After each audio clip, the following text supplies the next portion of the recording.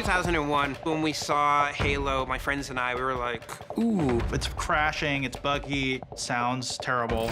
It seemed like Microsoft bit off more than they could chew. And each build, it didn't seem to be improving at all. Like, at some point, it wasn't about making Halo perfect. Honestly, we were just focused on how do we get this thing on disc in time for launch. There was an incredible pressure on Halo. This is our lead title, and this is what we've got? If this thing fails, it would all be for nothing. Xbox was finished.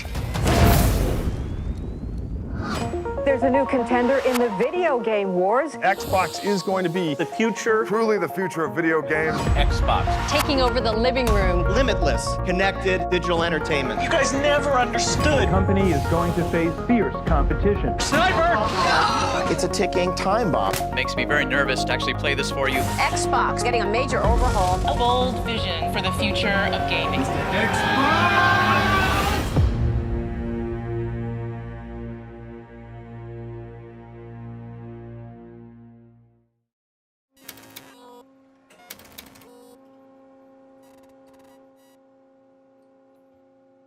Soon, you will be food.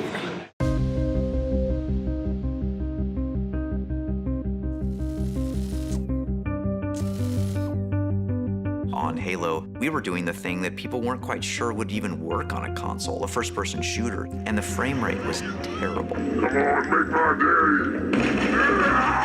day! All of a sudden, we were in a new area, console games, and what do we know about console games?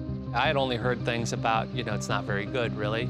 Bungie may be a good studio, may be a fine studio, but the game wasn't really being received that well. We're gonna make it, aren't we, sir? With Halo and Xbox's fates intertwined, something drastic had to be done to get the game right. So, in a last-ditch effort, Ed Freeze and Bungie essentially put the development team under arrest. Ed Freeze had put Halo behind the curtain and won't let anybody see it. Won't let anybody talk to the Bungie team. He's like, you guys seal yourself off, literally and metaphorically, and deliver a great game. Like, our doors, I don't even think Ed could get into some of the Bungie doors. I kept saying, hey, Ed, when can I play Halo? And he goes, well, not yet. When we only had a couple more months before we had to get this thing into boxes. Good to see you, Master Chief. Things aren't going well.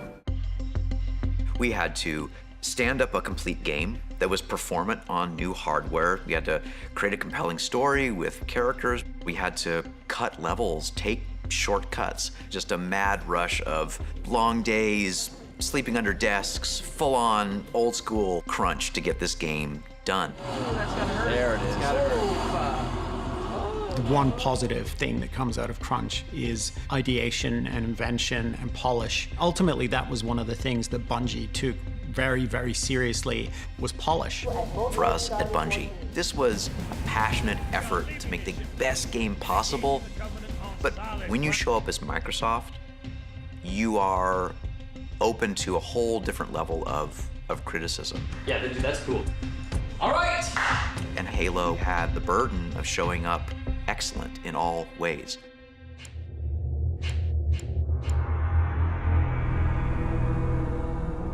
We had no idea Halo was going to be a hit. We hoped people would like it. Here we go. Hold it up! But the rubber hits the road when you meet the gamer for real. 10, 9, 8, 7, 5. Go faster! 3, 2, 1. Halo? Fourth and long. Anybody else Halo? Halo, yeah. Halo. I remember very vividly going to local launch events. Hold it up! Starting to look at chatter online with fan sites, and then game reviews, and then comments, and realizing, oh my God, people like it. How the hell are we gonna beat this game? Halo, which had problems entering the fray, came out on day one, and it was amazing. It was really amazing. I just felt that sense of possibility. Damn it, Jenkins! Fire your weapon! That you could go anywhere and do anything on this beautiful, lush planet filled with things that were trying to kill you. They just did it so well. The controls felt natural. You could tell that it was going to be a breakthrough for first-person shooters. I didn't care that I wasn't using a mouse. I was using a controller. I was in the Halo universe, and it was fantastic. It was a bit of an epiphany of, oh, like you can do that? Like you can play this kind of game on a console? Awesome. Halo was a phenomenon. That dual player mode was wow. Landing on the beach with a warthog trying to protect Marines with Master Chief. It just blew me away, man. Banshee on flames comes down and lands on the ice and is skidding towards me across the ice, and it's gonna run me over and kill me, and it skids to a stop right in front of me. And I live. It was like I was there. It was like I had that experience. With Halo, Microsoft had that platform-defining title that you had to go out and buy an Xbox if you wanted to play. And that was something that I always envied and admired. Halo forms so much of the backbone of, I think, what Xbox is. Watching the feedback we were getting on Halo, the stories people were telling, it was a cultural moment. You getting Halo? Oh, yeah. Good, just checking. Without Halo, you know, we're not here. Halo, Combat Evolved. Microsoft estimated that they have sold 1 million copies of Halo in the US alone. 50% of Xbox owners are also Halo players. Xbox was the Halo box. That's what made it work. Halo broke ground in so many ways, in game control, camera control, storytelling, even art style. It inspired a lot of people to tell a different kind of story.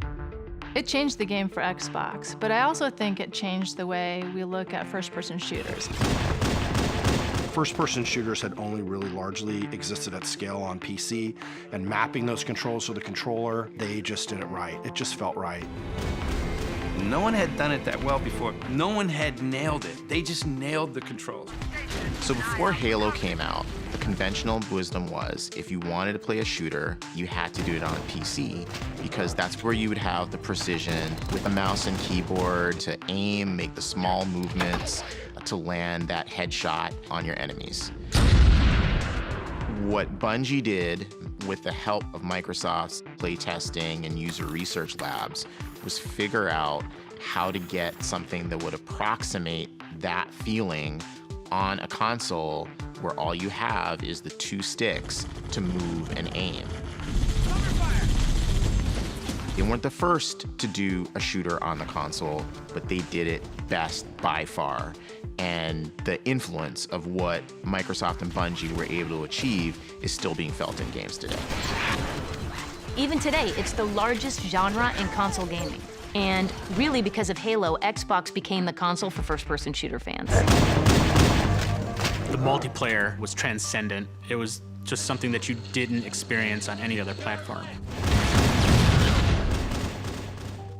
Microsoft made a huge bet on broadband. Every single Xbox had an Ethernet port in the back, and it paid off in spades. You could use it for LAN parties and to system link on a LAN. Oh my! PC gamers understood the joy of the LAN, the local area network. You make a network of computers in a local area, which means you have to be face-to-face and nose-to-armpit with gamers. Got the flag, I'm out the front! And it's a fun experience. You can all be in a shared virtual world and run around and do things that you couldn't through a modem just because you're all there connected and it's higher speed. Microsoft ushered that in for consoles. Manually plugging machines together to play games was not a new concept, but it had always required a lot of technical know-how. Now, the communal gaming experience wasn't just for computer geeks. It was for everyone. Right now, we have this game going here, which is 16. Downstairs, I was just down there. They probably by now have at least a 16 game going on. They keep on bringing in more stuff, and it seems to be expanding. It was a communal party, multiplayer atmosphere that you could have with a massive group of people and have multiple consoles all connected. We'd get together at like 8 a.m. and play 16-player Halo all the way till 8 a.m. the next day.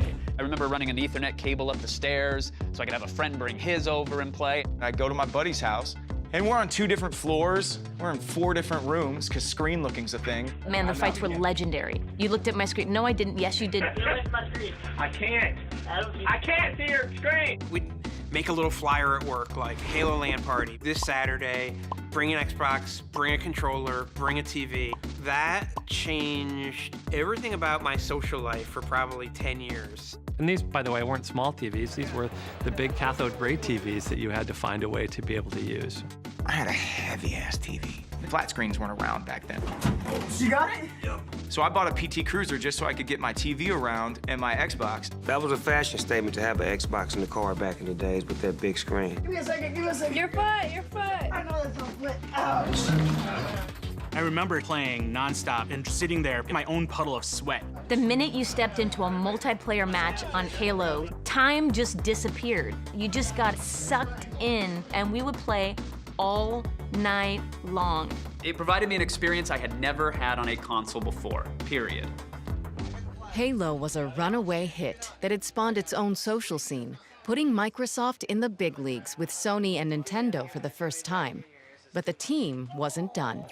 They saw a way to take those multi-room raucous LAN parties and make them global. Sniper, sniper! The initial concept for Xbox Live was one of those magical ideas. So it gets to go in a special folder that I call epic pitches, because they're pitches that, even though they were in their infancy, they planted a seed of ideas that turned into something that had an impact on the entire industry, maybe an impact on global culture.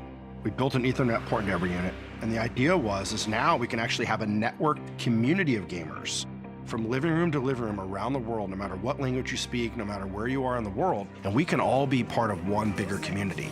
And that vision was like, awesome. There definitely was some skepticism about the idea of playing multiplayer games over the internet. When we were scrambling to get Xbox done, Xbox Live is like a vague fog in everybody's head. Nobody knew how that was going to work and whether it was going to be a good ecosystem and whether the quality would ever be there. And it became a huge point of tension in terms of how it was designed and how it was going to work. But we're going to do it. Microsoft is putting literally billions of dollars on the line to back us, but the program was fraught with risk. It required technology that really hadn't been built anywhere in the industry before. And those kind of tech investments are always risky. With so much riding on the success of Xbox Live, the team couldn't afford to develop it in a corporate vacuum. If they wanted to deliver a gaming experience unlike any other, they needed gamers to tell them exactly what they wanted. We went out and talked to a whole bunch of gamers around the United States. One of the things that came back was that voice communications was going to be imperative. You know, it is a good day to die, cheesemaker. Nobody wanted to sit there and text with a typewriter, just taking out their buddies. First thing was you had to get this starter kit. It had a headset in it. It's like, You were talking about console gaming. What are you supposed to do with a headset? The Xbox Communicator. It lets you talk to other gamers while you're playing. This broke down the barriers of how you could speak. You simply banged on your headset and you could talk to anybody in the world that was on the platform. Your defense is offensive. Your defense is offensive. Building that global couch where people can talk and kind of virtually elbow each other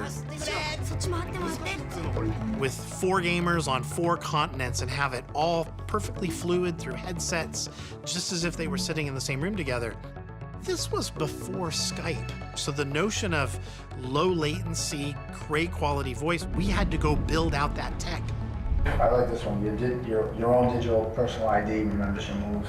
That's a good idea. Yeah. We're creating this giant gaming universe for gamers to play in over generations. We knew it was important to have this one identity that linked to you, where you could build your legacy in gaming. Your gamer tag. It's your identity on Xbox Live. The legend you build for yourself in this brand new gaming universe. Remember, you're building all your stats and friends in that name. Rather than have a gamer tag for Madden, a separate gamer tag for Halo, it's like you just want to be known as one thing. My gamer tag is the real B. My gamer tag is Cowboy22. A gamer tag is Hero Protagonist. It's King Doug. The Spaceman. Xbox Live wanted to bring that fundamental instant fun into the world of online gaming. You will never be without a game to play, anytime, day or night. It was a revolution in online gaming. The team was finally feeling confident. They had the technical know-how to build Xbox Live. But on the other side of that challenge was another, even bigger question. If they built it, would gamers pay for it? The technology was in the box, but the commitment from a player, we just didn't know how it was going to fly. That firstly, someone's going to pay $50 a month for broadband, but they also have to go tell their friends that it's worth it. I've never been shy to share my opinion. And there was one time where I was talking to Jay, and we ended up arguing about it all the way into the hallway. And it was me saying, this Xbox Live idea you have is the dumbest idea I've ever heard. Like, I hate this idea. Somebody's gonna pay $50 for multiplayer games when they can get it for free. And people did laugh at that and said, why would you pay for access? Because you're already paying for your game. It wasn't just me. It was like an entire division worth of people saying, what are you, nuts? So this experience had to be amazing. That was crazy to people. Like, who's gonna play multiplayer if they have to pay for it? Microsoft is taking the Xbox game system to a whole new level. Xbox Live. Future of video games arrives today. Microsoft is putting the Xbox online. Today, the Xbox goes live. Manning is at his home in Indianapolis, Hasselbeck at his in Seattle, and they're about to play each other in a video game using the Microsoft Xbox console. Oh, sit down. Son, don't your coaches tell you you can't take a sack in the red zone? That is quarterback 101. Last night, we had gamers all over the country playing against celebrities here in LA where we had our big premiere party. We're checking the perimeter. All right, so here I go. Xbox Live launched exactly 1 year after the original Xbox itself launched, November 15th, 2002. The launch of Xbox Live was almost like a second launch for Xbox. Blow up and kill everything in sight. Is that what you're getting? That's the idea, man. It's just like doing RoboCop. I'm gonna open up a can of whoop ass and see how it tastes. The two launch titles that I have such fond memories of, Tom Clancy's Ghost Recon, which was a port of the PC game, and Mech Assault, which is a third-person action-oriented take on Mech Warrior. Just light bulbs went off, just the magic was there. Live let us add the element of community and human society to game design. It was just immediately clear to me that this was going to be like the thing for video games. What Live did for Xbox was it created this community that once you got into it and attached to it, it was very hard to leave. I met so many people online playing games that I never would have been cool with based off of us playing each other, me beating him, him beating me, him having some great plays. And there's an extraordinary number of like 50-year-old males that play Xbox Live together. And they will not go to another system because their buddies aren't gonna go.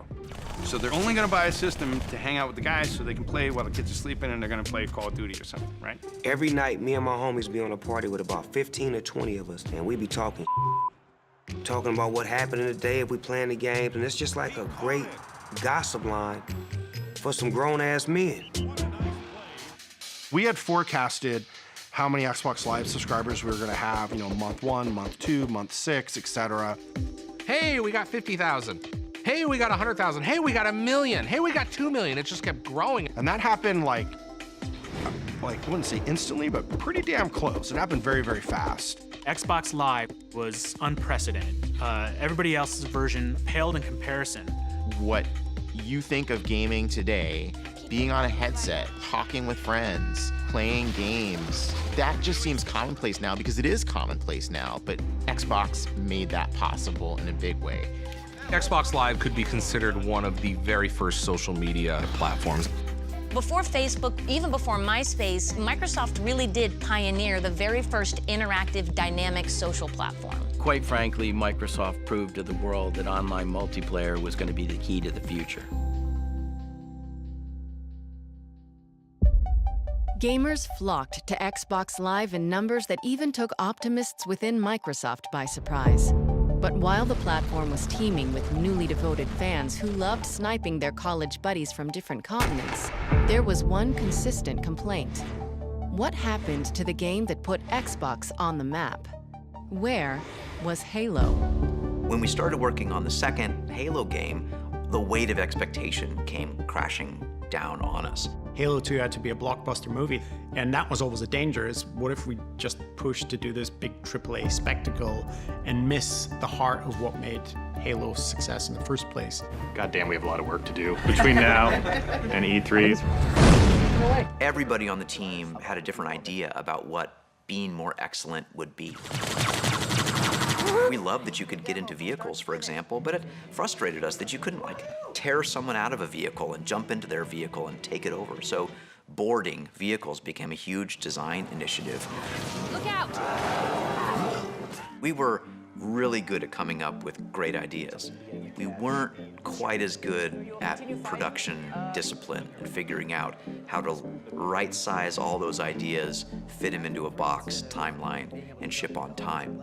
When I got there, they had reached a point in development where they were basically going to have to cut half the game and in some ways start from scratch on a lot of the promises that they'd made themselves.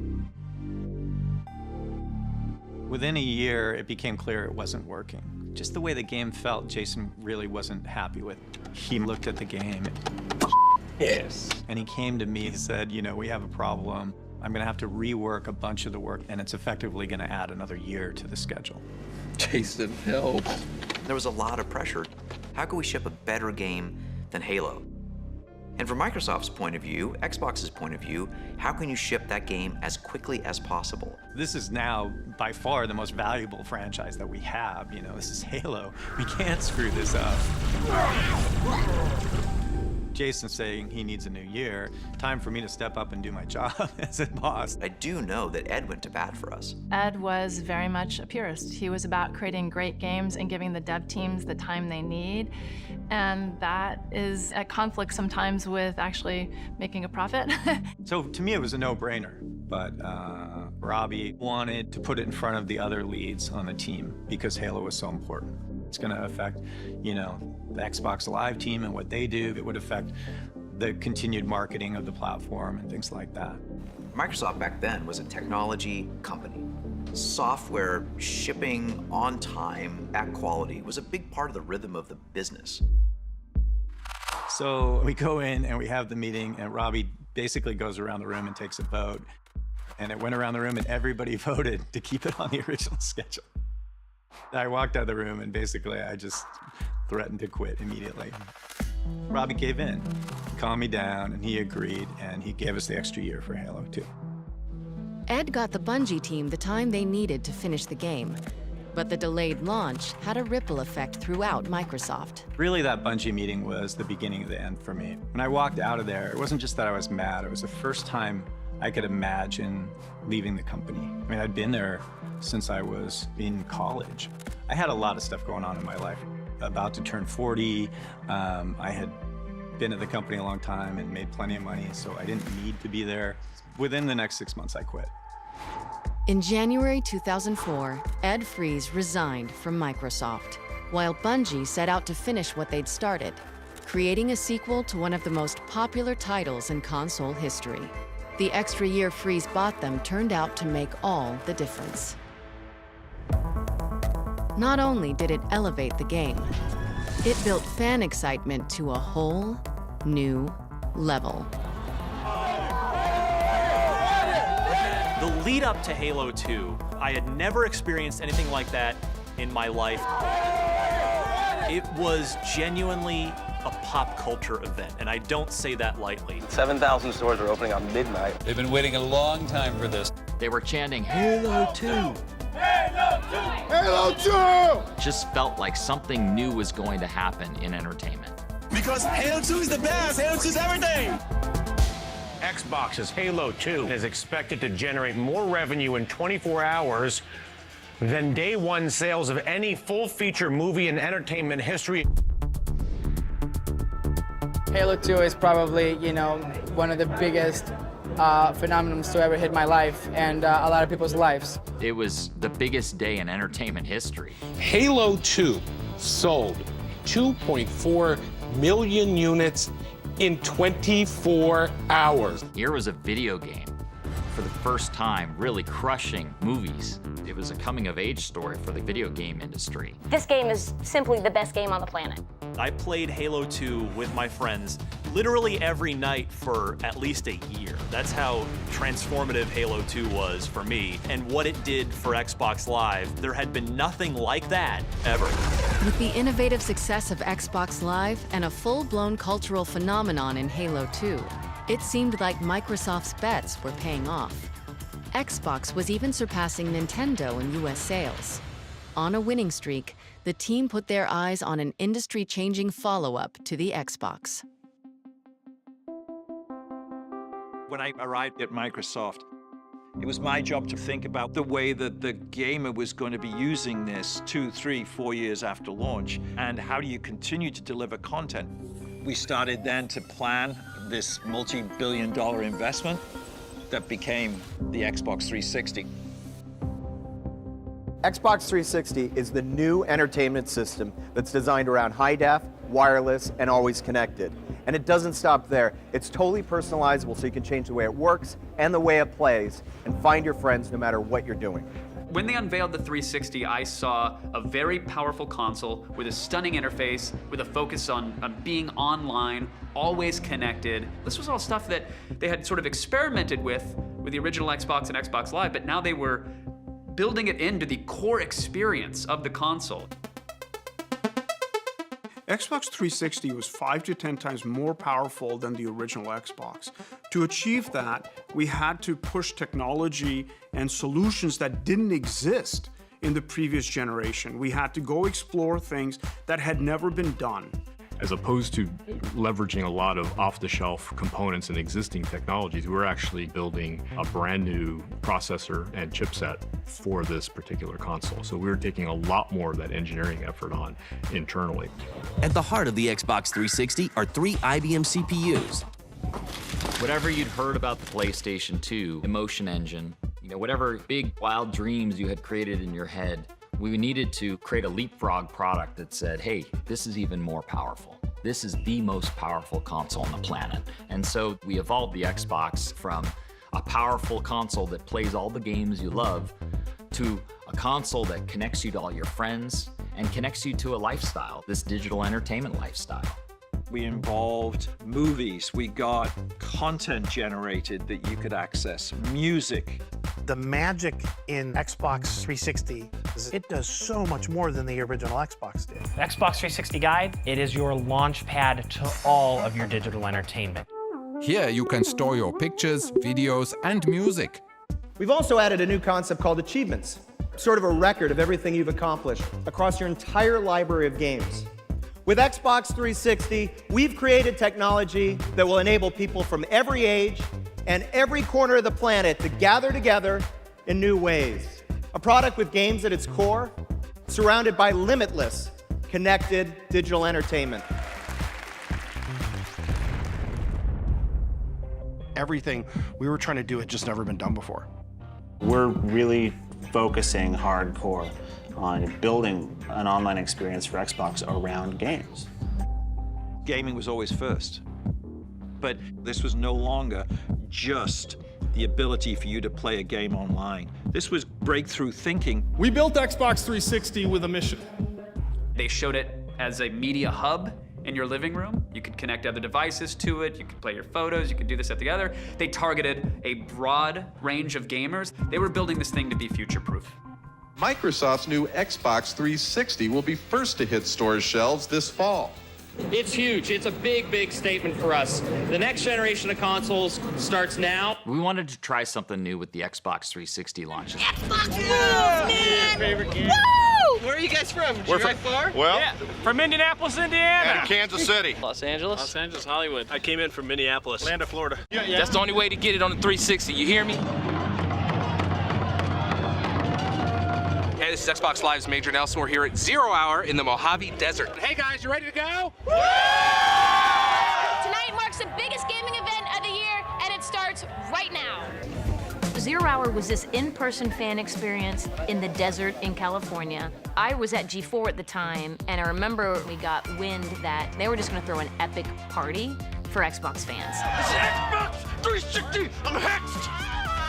We had a hangar in the middle of nowhere and decked it out with hundreds of gaming stations. We are seconds away from this hangar opening and all of these people getting a chance to play the Xbox 360. And as the doors start to open, like the biggest doors you'd ever seen, you knew that you're about to run in to what would be the future of gaming. Are you And we basically said, hey, come here and you're gonna be the first to play games, and we're gonna sell you consoles here as well. Thousands of gamers came, people that had met on Xbox Live that had never actually seen each other in person before. People were so happy. It was a magical launch event. 0 Hour event was a huge success, a massive celebration. We had so much pride in this product. Was this a transcendent moment for you? Oh, yes. The excitement generated in the desert spilled into the rest of the country as the console became available to the public on November 22nd, 2005.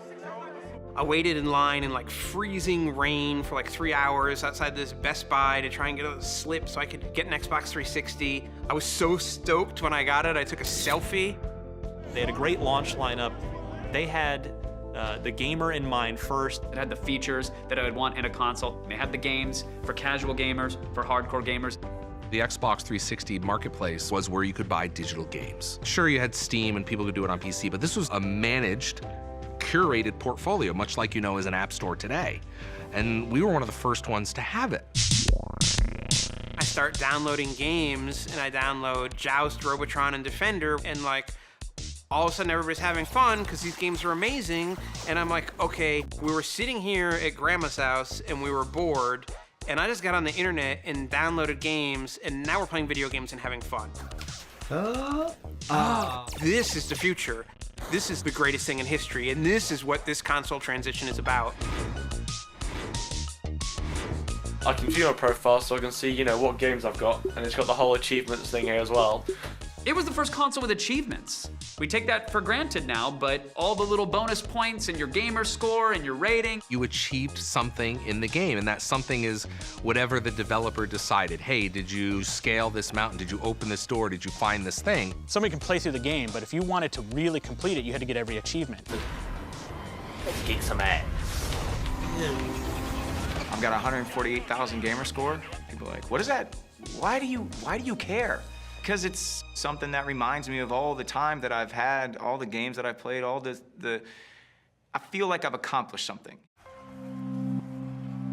They had an incredible console that was built for always online, always ready, with a stunning interface that ran on top of everything, and they came out guns blazing. We had low price, with high def, with great games, and a product that was great. And so we felt we had a chance that generation. Yeah, we were riding high, we were celebrating, morale was extremely high. They had arrived.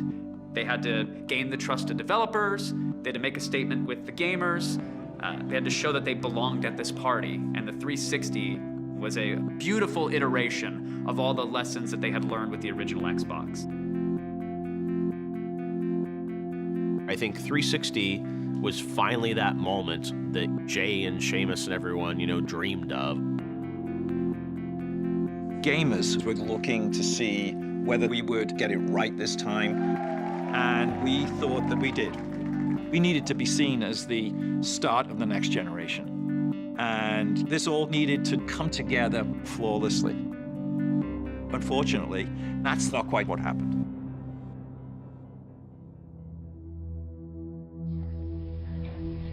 This is called an E74 error. Contact Xbox customer support.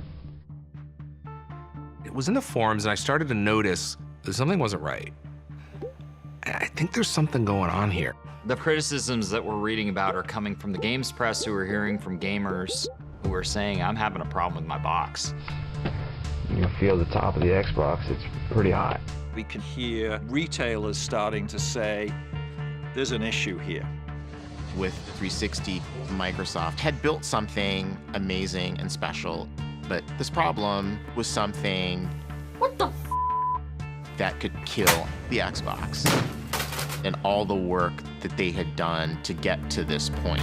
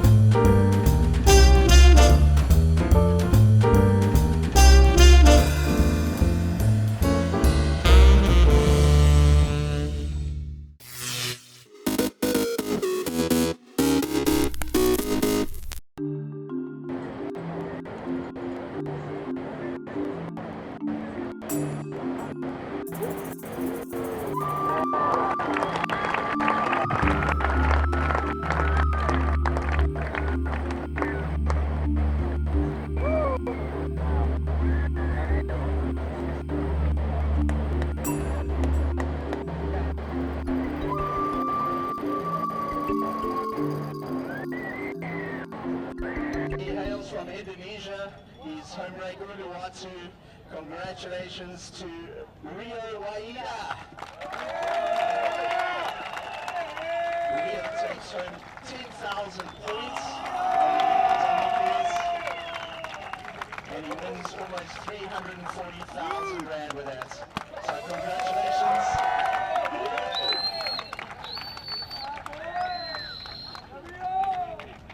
If someone wants to take the trophy there, we can get a few.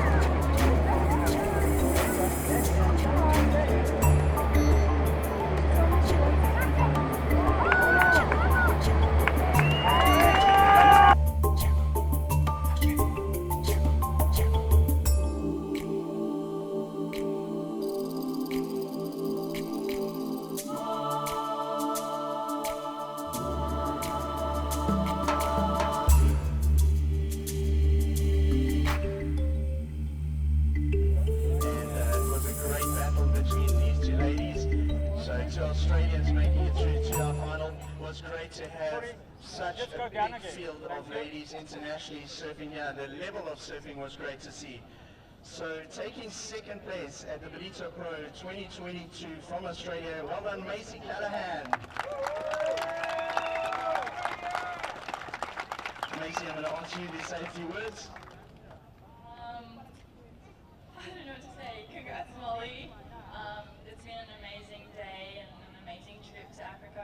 I'm so blessed. And yeah, thanks to the crowd. Today was awesome, and all my sponsors and everyone else.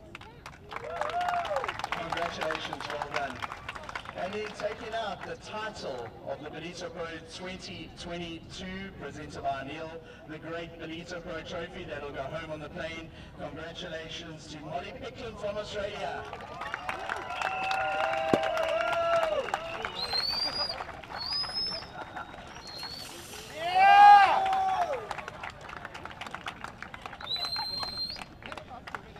Molly takes home 10,000 points on the Challenger Series and almost 340,000 Rand for a win. Molly, let's have a couple of words from you.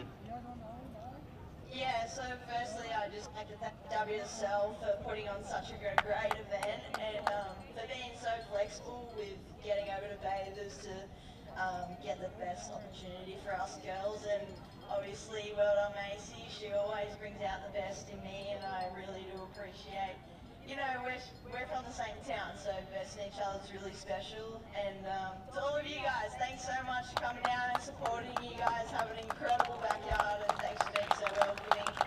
Thank you.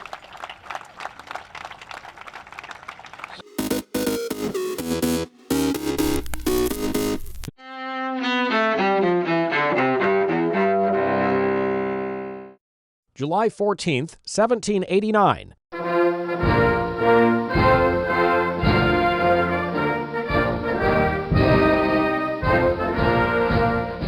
Start of the French Revolution, whose impact is felt across Europe for generations to come. Citizens in Paris stormed the Bastille prison, a symbol of the French monarchy's tyranny, and released 7 prisoners inside. 1881. Well, this is how Billy the Kid met his fame. William H. Bonney Jr., the outlaw known as Billy the Kid, is shot and killed by Sheriff Pat Garrett in Fort Sumter, New Mexico. 1966. Richard Speck murders 8 student nurses in a Chicago dormitory. He spends the rest of his life behind bars, dying in prison more than 25 years later. 1965. NASA's Mariner 4 space probe flies by Mars, sending back the first pictures of the red planet's surface.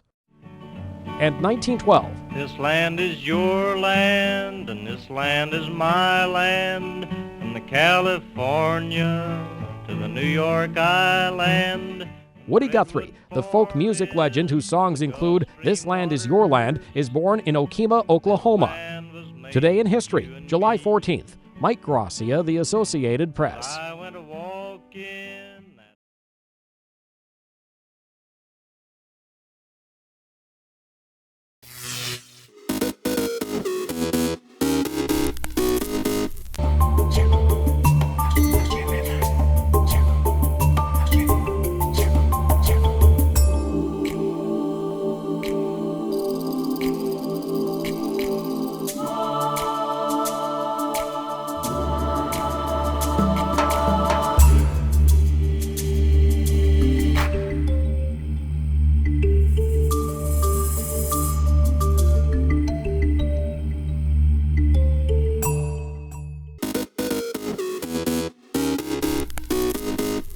Welcome back in our studio, and in today's news,